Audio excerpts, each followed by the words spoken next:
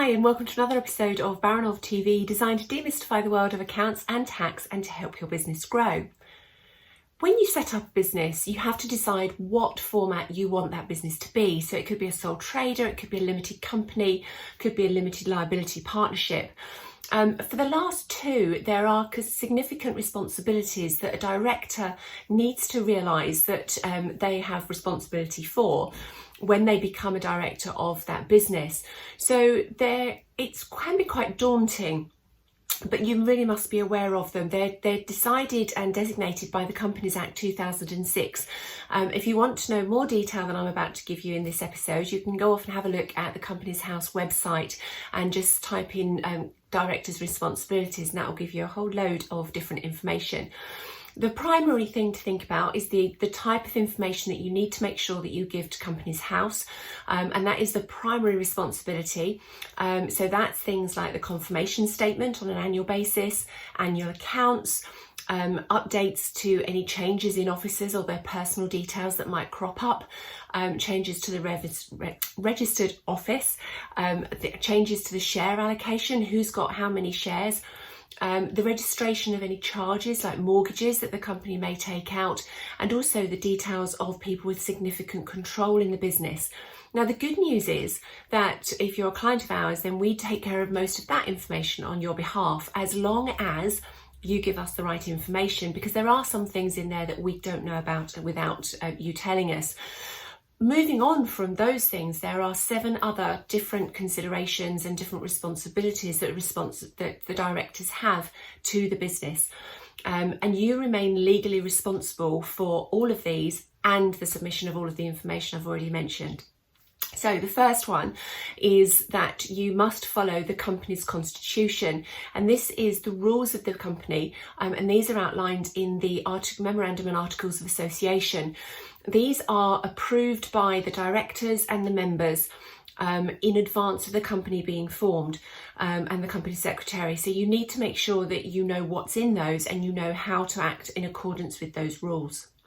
Secondly, you must act at all times to promote the success of the company. So this is things like making sure that you think about the long-term implications of your decisions on the company.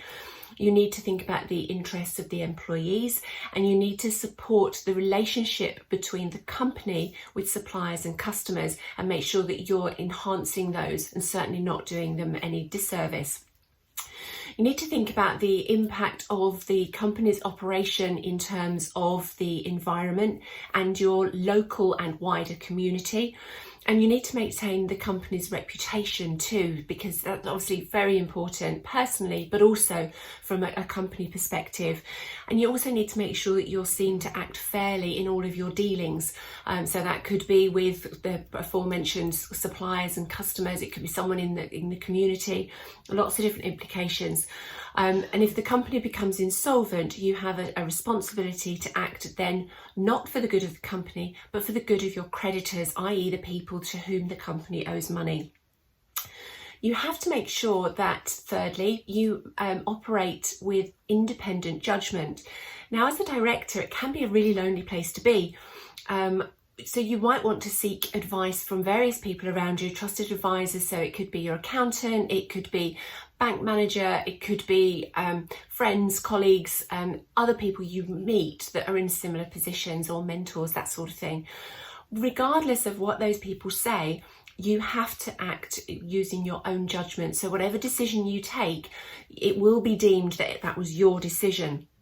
And one of the things with all of these responsibilities is that it doesn't matter whether you are an active working director, whether you've been formally appointed or not. If you are a director of a company, you are deemed to be responsible. So it is deemed and understood that it's independent decision making that you have used to make those decisions.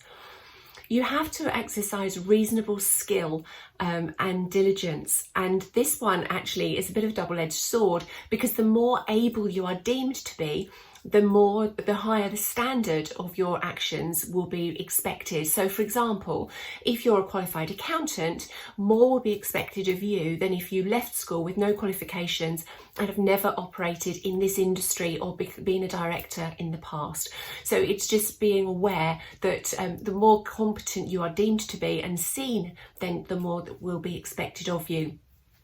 You have to avoid conflicts of interest. So you need to make sure that if there is anything that presents itself in the day-to-day running of the business that you become aware of that puts you personally in a difficult position, you need to make sure that your co-directors and the members are made aware of that. So for example, if there's a case of divided loyalty, so say a family member is going to benefit if the company wins a particular contract, you have to make sure that you make that known, that there could be a conflict of interest there. You need to make sure that you check the Articles of Association for how to react in those situations and what decisions need to be made. And it also continues to apply if you cease to be a director.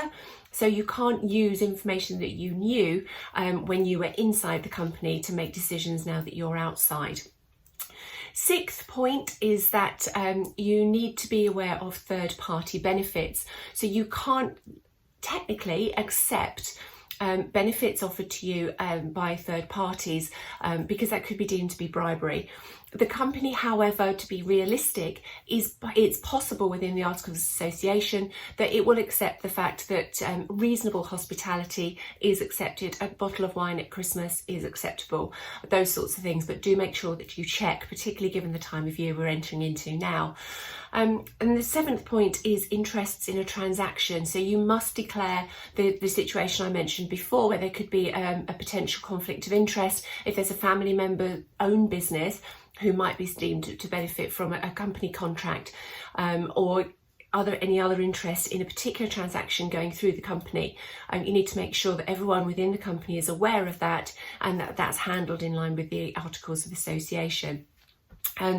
You need to also make sure that there is no misuse of company property, and make sure that you apply confidentiality to the company affairs so that you're not talking about things that could be sensitive just to benefit other people that might be in your circle and not necessarily in those of the company. So in the past, directors have come to us that are blissfully ignorant of those responsibilities. It can be seen as a really nice promotion to become a director if you've been within a business for a long time. And similarly, people have decided to set up as a limited company without really being aware of those responsibilities. So please make sure that you are aware of those. As I say, you can look into them in more depth on the Companies House website, and you can see all of the different implications from the Companies Act 2006. But if you want to give us a call and chat about anything that you might be concerned about, then obviously, as ever, please do get in touch. Otherwise, I'll see you very soon.